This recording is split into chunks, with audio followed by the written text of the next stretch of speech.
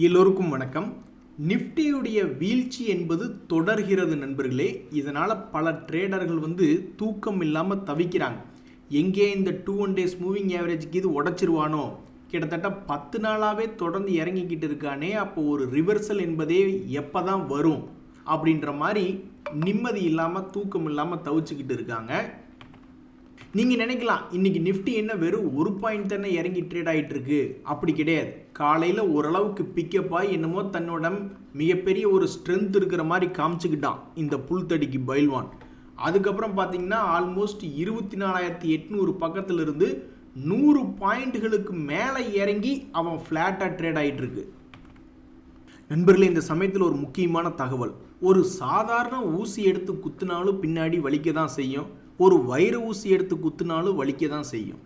அது மாதிரி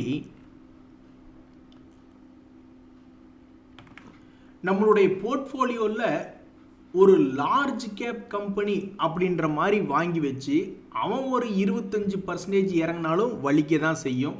ஒரு சாதாரண ஒரு ஸ்மால் கேப்போ அல்லது ஒரு மைக்ரோ கேப் கம்பெனி என்பது அதுவும் வாங்கி வச்சு 25% இறங்கினாலும் பர்சன்டேஜ் என்னமோ ஒன்று தான்.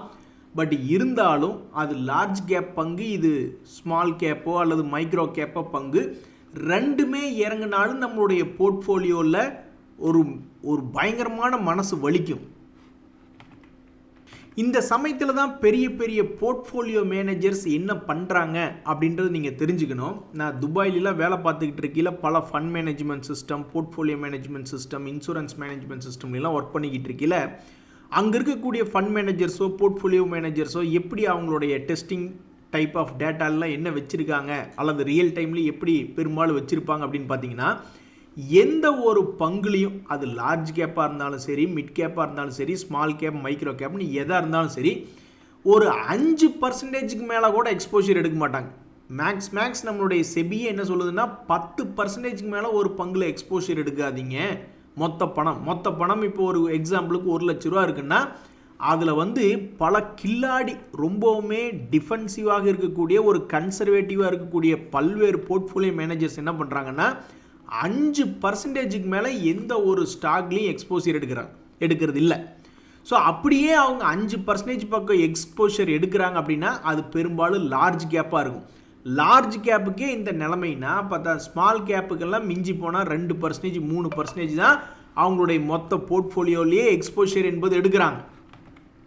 ஸோ எந்த ஒரு ஷேரும் மனவேதனை தந்துடக்கூடாது அப்படின்ற ஒரு காரணத்தினால தான், அது சாதாரண ஊசியோ வைர ஊசியோ குத்துனா கண்டிப்பாக பஞ்சர் ஆயிரும் அப்படின்ற ஒரு காரணத்தினால தான் இது ரொம்ப ரொம்ப முக்கியமான தகவல் நண்பர்களே. ஏன் அப்படின்னா அவ்வளோ பெரிய ப்ரொஃபஷனலாக இருக்கக்கூடிய ஃபண்ட் மேனேஜர்ஸ், போர்ட்ஃபோலியோ மேனேஜர்ஸாக இப்படி பண்ணுறாங்க. ஒரு உதாரணத்துக்கு 1 லட்ச ரூபா இருக்குன்னா குறைஞ்சது 10 கம்பெனி அப்படின்ற மாதிரி அவங்க எடுக்கிறாங்க. எதனால்?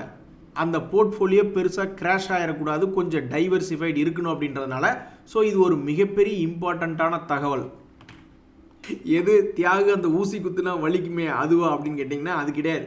போர்ட்ஃபோலியோ மேனேஜர்ஸ் ஒரு எவ்வளவு பெரிய லார்ஜ் கேப்பாக இருந்தாலும் சரி, அது 5% இல்லைன்னா 10%க்குள்ளே தான் அவங்களுடைய ஹோல்டிங் பர்சன்டேஜை மெயின்டைன் பண்ணுறாங்க அப்படின்றதான் ரொம்ப முக்கியமான தகவல். அதில் இந்த ஸ்மால் கேப், மைக்ரோ கேப்பெல்லாம் 2% தொட்டாவே அதனுடைய டோட்டல் ஹோல்டிங் பர்சன்டேஜில் பெரிய விஷயமா இருக்குது. ஸோ இது ஒரு மிக முக்கியமான தகவல். யாராவது ஒருத்தர் ப்ரொஃபஷனலாக அவங்களுடைய போர்ட்ஃபோலியோ மெயின்டைன் பண்ணோம் அப்படின்ற சமயத்தில் இப்படியெல்லாம் எக்ஸாம்பிள்ஸ் இருக்குது. ஸோ உங்களுடைய போர்ட்ஃபோலியோ மேபி எதிர்காலத்தில் பஞ்சர் ஆயிடுச்சு அல்லது இப்போ பஞ்சர் ஆயிருக்கு அப்படின்னா இது மாதிரி பல முக்கியமான தகவல்கள் தான். இதெல்லாம் தான் ஒரு அறிகுறிகள். உங்களுடைய போர்ட்ஃபோலியோ இப்போ பஞ்சராகி கிடந்ததுன்னா கண்டிப்பாக அதுக்கு என்ன ஒரு அர்த்தம் அப்படின்னா, நீங்கள் ஸ்மால் கேப்போ மிட் கேப்போ ஏதோ ஒரு பங்கை ரொம்பவுமே அளவுக்கு அதிகமாக சேர்த்து வச்சுருப்பீங்க. நல்லா இருந்தால் சந்தோஷம்தான். நீங்கள் எடுத்து வச்ச பங்கு பெரிய அளவில் கான்சன்ட்ரேட்டட் போர்ட்ஃபோலியோ பெருசாக ஏறி இருந்தால் சந்தோஷம்தான்.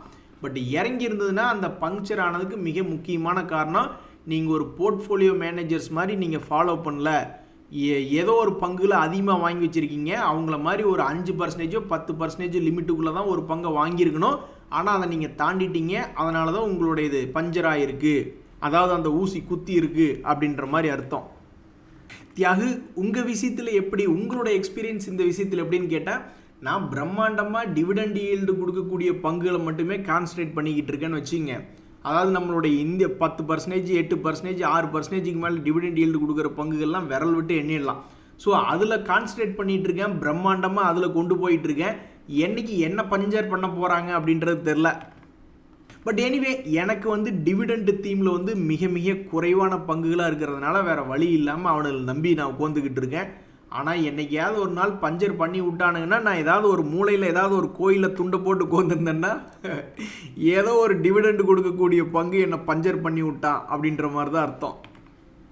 எனிவே என்னுடைய டார்கெட் 50% ஆஃப் போர்ட்ஃபோலியோவில் இந்த டிவிடெண்ட் ரிலேட்டடாக கொண்டு வந்த பிறகு அதுக்கப்புறம் நான் டைவர்சிஃபைடு நிஃப்டி 50 இண்டெக்ஸே போதும் சாமின்னு தான் உட்காந்துக்க போகிறேன். நண்பர்களே, உண்மைக்கு இந்த வாரத்தில் ரொம்பவுமே அதிரடியாக களத்தில் இறங்கி பயங்கரமான ஒரு வாலட்டிலிட்டி இருக்கும் அப்படின்னு பல ட்ரேடர்கள் வந்து இந்த டாடா மோட்டர் பங்கில் எதிர்பார்த்துக்கிட்டு இருந்தாங்க.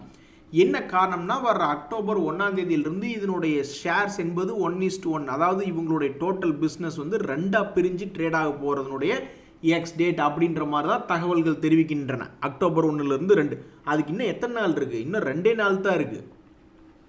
அப்போ மிகவும் ஒரு அதிரடியான மூவ்மெண்ட் இந்த டாடா மோட்டரில் இருக்குமோ அப்படின்னு எல்லாம் நினச்சிக்கிட்டு இருந்தா வெறும் 80 பைசா, ₹1 ரவுண்டு கூட இல்லை. 80 பைசாக்கே இப்போ ஒரு சாக்லேட் எதுவும் பெருசாக கிடைக்கிறது இல்லை, ஒரு நல்ல சாக்லேட். அப்படி இருக்கும்பொழுது வெறும் 80 பைசா 85 பைசா வால்டிலிட்டியில் இந்த டாடா மோட்டர் ட்ரேட் ஆகிட்டு இருக்கு. ஆனால் எல்லாரும் இன்னைக்கு எதிர்பார்த்தது என்னன்னா, அடுத்து வரக்கூடிய வாரங்களில் இந்த டாடா மோட்டரில் ஏதாவது ஒரு பெரிய அளவில் வாலட்டிலிட்டி இருக்குமோ, அவங்களுடைய பிஸ்னஸை டீமெர்ஜ் பண்ணுறதுனால இன்னைக்கு இந்த வாரத்தினுடைய தொடக்கமே அதிரடியாக இருக்குமோ அப்படின்ற மாதிரி பார்த்துட்டா இப்போ வரைக்கும் ஒன்றும் இல்லை, ரொம்ப ஃப்ளாட்டாக இருக்குது. இதனால் ரொம்ப சோகமாக இருக்குது. அதுலேயும் குறிப்பாக இன்னொரு மிக முக்கியமான ஃபார்மா ரிலேட்டடான பங்கு, ஃபார்மாவில் ரொம்ப லீடராக இருக்கக்கூடிய இந்த சன் ஃபார்மா, அதுவும் இன்னைக்கு மார்க்கெட்டில் பெரிய ஹீரோவாக இருக்கும் அப்படின்ற மாதிரி எதிர்பார்க்கப்பட்டது. அவன் என்னடான்னா 2% தான் ஆடிக்கிட்டு இருந்தான். அதுக்கப்புறம் ரொம்ப குறைஞ்சி இப்போ வெறும் 0.5%, 0.5% ப்ளஸில் ட்ரேட் ஆகிட்டு இருக்கு. ஆக மொத்தம் நம்மளுடைய மார்க்கெட் வந்து நிஃப்டி வந்து வளர்ச்சி அடையலை, ஒரு மாதிரி இன்னைக்கு வீழ்ச்சியாக தான் இருக்குது. ஒன்றும் சந்தோஷம் மாதிரி இல்லை மார்க்கெட்டில். இதுக்கெல்லாம் மிக முக்கியமான காரணம் நிஃப்டி தொடர்ந்து ஒரு 7-8 நாளாக சரிவடைகிறதுனாலையும், அது இன்னும் 10 டேஸ் மூவிங் ஆவரேஜையும் தாண்டல, 50 டேஸ் மூவிங் ஆவரேஜையும் தாண்டல, கடைசிக்கு ஒரு ரிவர்சல் போடுற மாதிரி ஒரு கிரீன் கேண்டில் கூட இன்னும் போடல அப்படின்ற ஒரு காரணத்தினால தான் இப்போ இந்த ஒரு 10 நாளாகவே சரியில்லை மார்க்கெட்டில். வந்துடுச்சுடா விளக்கு பூஜைக்கு நேரம் வந்துடுச்சுடா அப்படின்ற மாதிரி தான் இருக்குது. வேறு வழியே இல்லை. ஆண்டவா உன்னிடமே சரணடைகிறோம், எப்படியா தூக்கி விடுன்னு விளக்கு பூஜையை போட்டு உட்காந்துக்க வேண்டியதுதான்.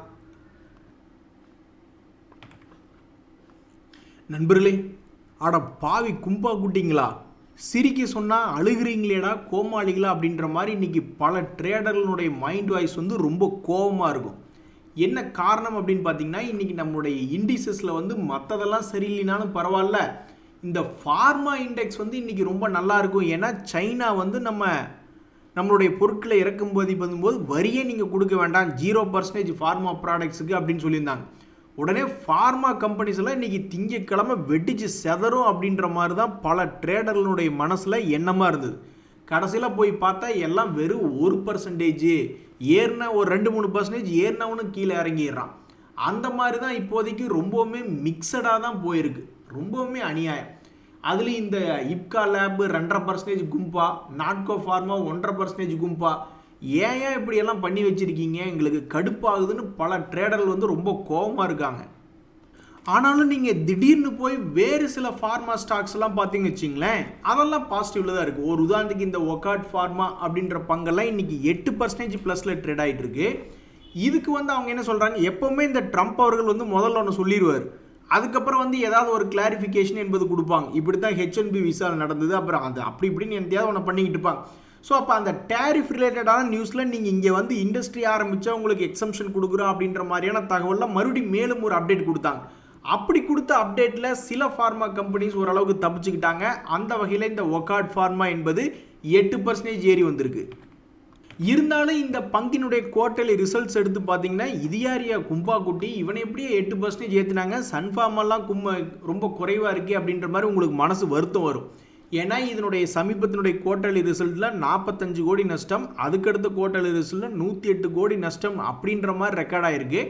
பட் இருந்தாலும் இதையெல்லாம் 8% ஏற்றி விட்டுருக்காங்க. பாவம் பெரிய பெரிய லாபம் கொளிக்கின்ற ஃபார்மா கம்பெனிஸ் எல்லாம் இன்னைக்கு ததியினத்துவம் பாட்டு பாடிட்டு இருக்கு இந்த நியூஸுக்கு அப்படின்ற மாதிரி மன வருத்தம் இருக்க தான் செய்யும். இன்னொரு பங்குமே இன்னைக்கு ஒன் ஆஃப் த டாப் கெய்னர்னு ஒன்று இருக்கு, அதாவது சமான் கேப் அப்படின்ற ஒரு பங்கு.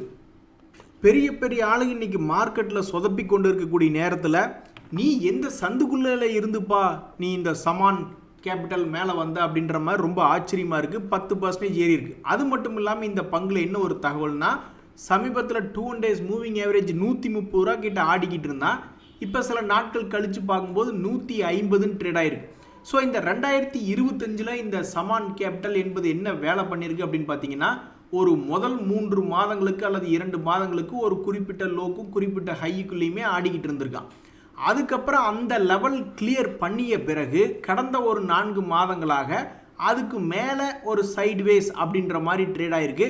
ஸோ இனி ஆக மொத்தம் ஒரு 8 மாதம் 10 மாதம் என்பது முடிந்த பிறகு ரிமைனிங் இருக்கக்கூடிய 3 மாதங்களில் புதியதாக ஏதாவது ஒரு வாலட்டிலிட்டி கொண்டு வருமா, அல்லது தன்னுடைய ப்ரீவியஸில் இருக்கக்கூடிய வாலட்டிலிட்டி சைட்வேஸ் ரேஞ்சுக்குள்ளே போகுமா அப்படின்றது ரொம்ப முக்கியமான கேள்வியாக இருக்குது.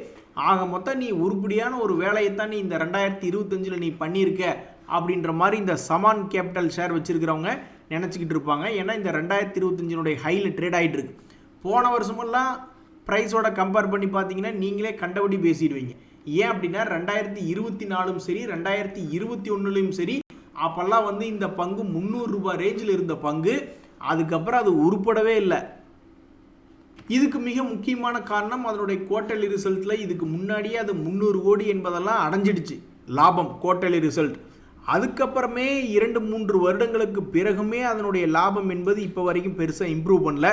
என்னைக்காவது ஒரு 400 கோடி 500 கோடி நீ லாபம் காட்ட மாட்டாயா அப்படின்ற மாதிரி இந்த பங்கை வச்சிருக்கிறவங்க பார்த்துட்டு இருக்காங்க. ஸோ இன்றைய தேதியில் பாசிட்டிவ்ல one of the top gainer அப்படின்றதுல இந்த சமான் கேபிட்டல் இருக்கு.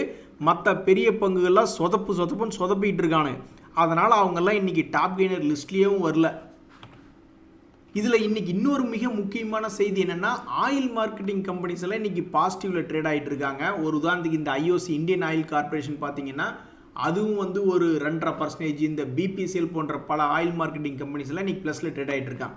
இதுக்கு என்ன காரணம்னா, உலக அளவில் எல்பிஜியினுடைய ப்ரைஸஸும் குறையுது, அதே மாதிரி க்ரூட் ஆயிலினுடைய விலையும் குறைஞ்சிருக்கு. இதனால் இவங்களுக்கு ப்ராஃபிட் மார்ஜின் அதிகமாக கிடைக்குமோ அப்படின்ற ஒரு எண்ணத்தினால மார்க்கெட் இது போன்ற பங்குகள் இன்னைக்கு பாசிட்டிவில் ட்ரேடாக விட்டுட்டுருக்கு. இன்னொரு மிக முக்கியமான தகவல் நண்பர்களே, இந்த தகவலை பார்க்குறதுக்கு முன்னாடி இந்த தகவலை பார்த்துருவோம். கார் ட்ரேட் அப்படின்ற பங்கு, அதாவது 2-3 வருடங்களுக்கு முன்னாடி திடீர்னு வந்து அந்த காலத்தில் இன்ஃபோசிஸ் வந்தது, விப்ரோ வந்தது, அவங்கெல்லாம் 15-20 வருஷம் கழிச்சு பார்த்து இப்படி இருக்காங்க, இடையில யாருமே இப்படி ஒரு பங்கு ஒன்றும் வரவே இல்லையேப்பா அப்படின்னு நிறைய பேர் சொல்லிக்கிட்டு இருந்தாங்க. அப்போ தான் திடீர்னு நியூ ஏஜ் டெக்னாலஜிஸ் அப்படின்ற மாதிரி இந்த புது உலகத்துக்கு தகுந்த மாதிரி பங்குகள் புதுசாக வந்திருக்கு அப்படின்ற மாதிரி இந்த ஸ்விக்கி, ஜொமேட்டோ, பேடிஎம் இது போன்ற நிறைய பங்குகள் வந்துட்டு இருந்தப்போ இந்த கார் ட்ரேடும் உள்ளே வந்துட்டான். கார் ட்ரேட் அப்படின்ற பங்கும் ஷேர் மார்க்கெட்டில் லிஸ்டிங் ஆனதுக்கப்புறம் என்ன ஆச்சு, இவங்களுடைய டெக்னாலஜி வந்து பார்த்தீங்கன்னா என்னென்ன பிராண்டில் ஒர்க் பண்ணுறாங்கன்னா, இந்த கார் வாலே கார் ட்ரேடில் நீங்கள் அதிகமாக கேள்விப்பட்டிருப்பீங்க. ஸோ இது யூஸ்டு ஆட்டோமொபைல் கஸ்டமர்ஸை யார் விற்கிறாங்களோ யார் வாங்குறாங்களோ அவங்கள கனெக்ட் பண்ணக்கூடிய மாதிரி ஒரு பிளாட்ஃபார்ம் அப்படின்றது. இதை வச்சுட்டு எப்படிப்பா இவனெல்லாம் வண்டி ஓட்டுவான் அப்படின்ற மாதிரி அந்த காலத்தில் நிறைய பேர் பேசிகிட்டு இருந்தாங்க. அதுக்கு தகுந்த மாதிரி இது இந்த பங்கு லிஸ்டிங் ஆன பிறகு என்ன ஆச்சுன்னா 1500 ரூபாயில் லிஸ்டிங் ஆனது. நியூ ஏஜ் கம்பெனி இது என்னத்தை பண்ணிட போகுதுன்னு சொன்ன மாதிரி 500 ரூபாய்க்கு போயிட்டான். 1500 ரூபாய் எங்கள் நண்பர்களே, வெறும் 500 ரூபாய் எங்கே, எத்தனையோ பேர் பயந்து போய் வந்துட்டு இருந்திருப்பாங்க. ஆனால் அதுக்கப்புறம் பிக்கப் ஆனவன் 500 ரூபாய் டு 2500 ரூபா அப்படின்றது வந்துட்டான்.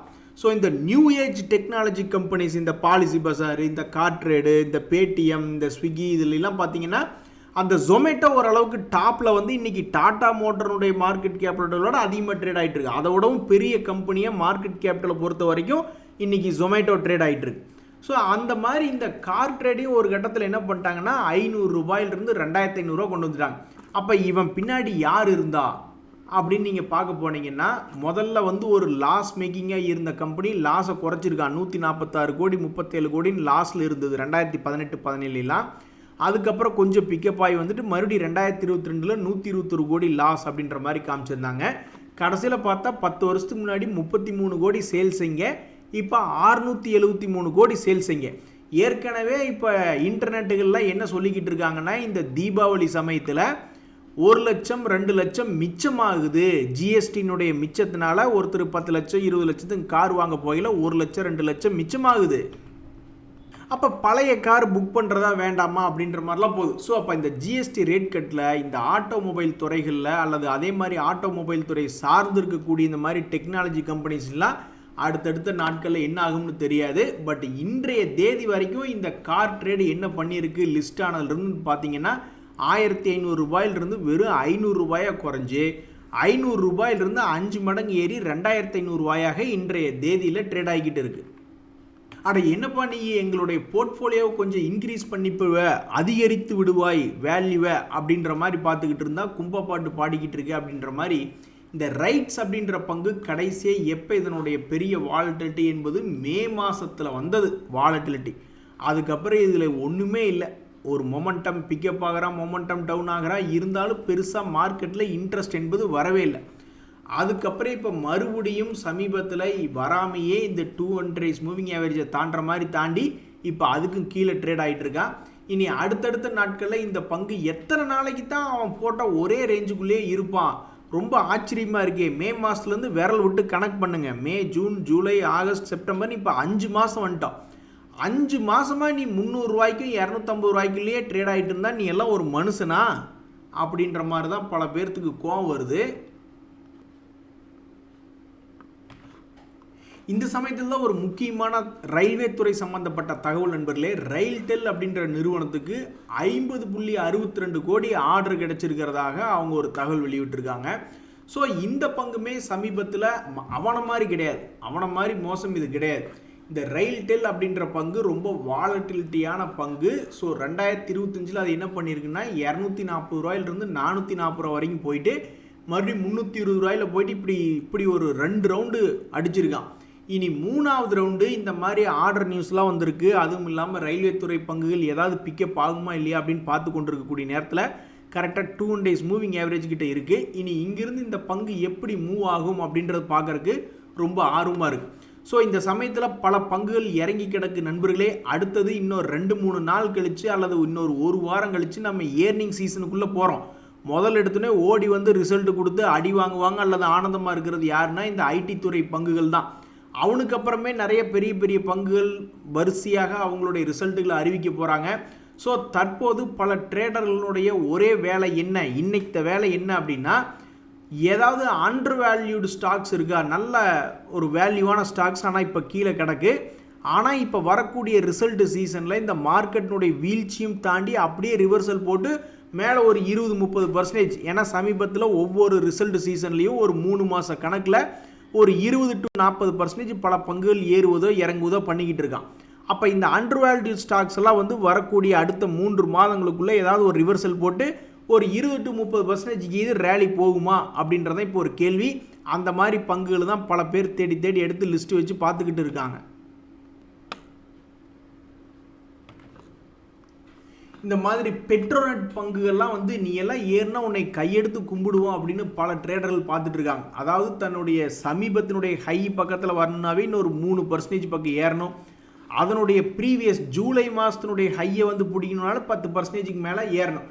ஸோ இப்போதைக்கு இப்படி கடும் சரிவடைந்து கிடக்கக்கூடிய இந்த பெட்ரோநெட் அப்படின்ற போன்ற பங்குகள் எல்லாம் ஏதாவது ரிவர்சல் அடிக்குமா?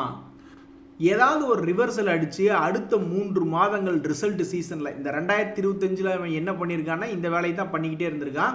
ஸோ பெரும்பாலும் அதனுடைய லோ மார்ச் மாதத்தில் அதனுடைய லோவில் வந்து ஏறினா, அப்புறம் மறுபடியும் ஏப்ரல் மாதத்தில் லோ வந்து ஏறினா, அப்புறம் ஆகஸ்ட் மாதத்துலேயும் செப்டம்பர் மாதத்துலேயும் அதே லோ வந்துட்டு ஏறவே இல்லை, வெறும் 2-3% தான் ஆடிக்கிட்டு இருந்திருக்கு. இப்போ மறுபடியும் இப்போ அக்டோபர் மாதத்துக்குள்ளே என்டர் ஆகுது.